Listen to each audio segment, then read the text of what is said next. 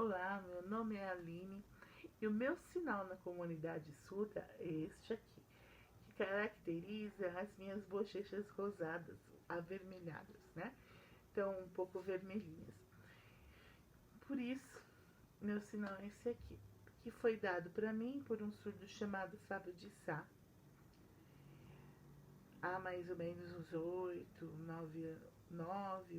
anos atrás. Estou gravando esse vídeo aqui para conversar com vocês um pouquinho sobre cultura surda e acessibilidade em tempos de pandemia. Na verdade, a acessibilidade, as desigualdades no currículo já existiam antes da pandemia. A pandemia ela veio para ressaltar algumas desigualdades. E a questão da surdez ficou muito mais ressaltada. Por quê? Para os ditos normais, né? Porque a sociedade quer normalizar as pessoas. Já está difícil, primeiro pela acessibilidade tecnológica, porque nem todos têm acesso a recursos de tecnologias, como a possibilidade de ter internet, ou o sinal de internet chegando, ou mesmo acesso a um celular ou um computador. Mas mesmo para esses, os professores estão tendo que se reinventar. E para os professores que já não eram bilíngues,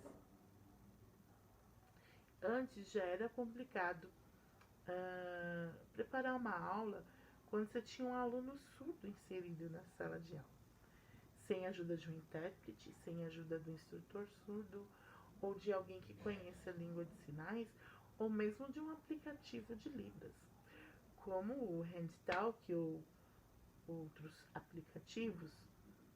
Então, sem a ajuda desses recursos, que seriam colocados como se fosse tecnologia assistiva, um professor não bilíngue não consegue pensar na elaboração de uma aula própria para atender o aluno surdo, não como uma adaptação curricular, porque a luta da comunidade surda é para que se tenha um currículo verdadeiramente bilíngue para os surdos. E esse currículo bilíngue, eu até defendo isso na minha dissertação de mestrado, ele tem que ser pautado em um tripé: língua, cultura, identidade. Então, a língua de sinais é a primeira língua do povo surdo. A língua de sinais como língua materna, e a segunda língua é a língua portuguesa.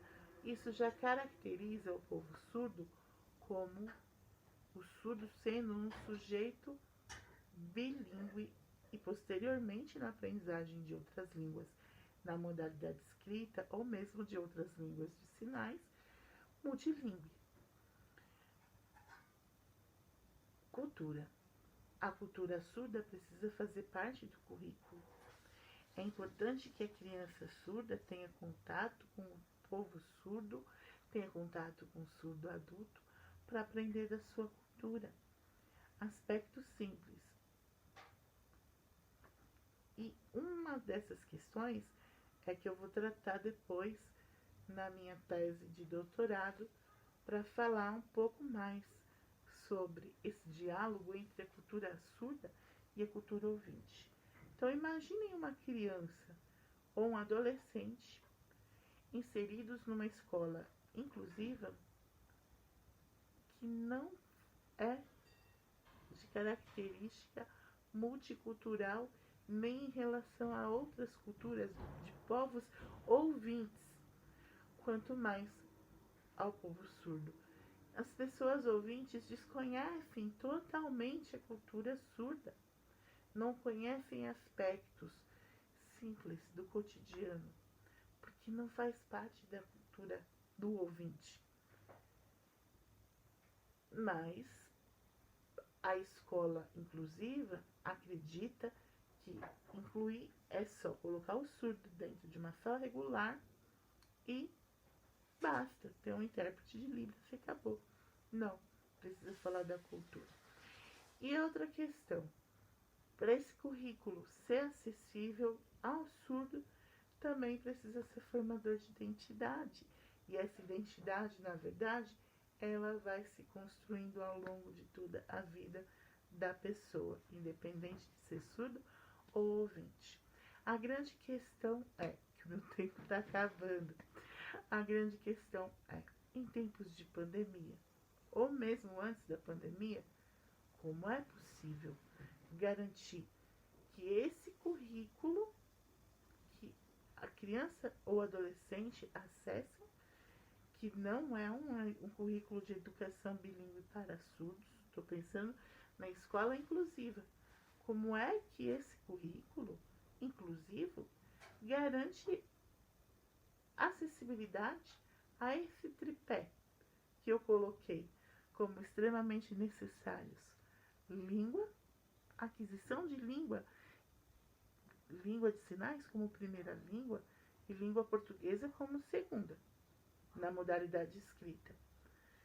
Cultura, que a criança surda e o adolescente surdos, estou pensando em educação básica, tenham acesso à sua cultura e também que outros conheçam a sua cultura. E ao mesmo tempo dialoguem, então precisa ter uma educação multicultural e intercultural, um diálogo intercultural. Então, o surdo precisa conhecer sua cultura e o ouvinte também precisa conhecer a cultura surda. E terceiro, identidade. Como é que se formam as identidades das crianças surdas nessa questão? Meu vídeo acabou, o horário já está passando do tempo, 7 minutos. Então é isso que eu queria deixar a interrogação, uma pulguinha atrás da orelha, para que a gente pudesse pensar um pouco mais nessa questão. Muito obrigada.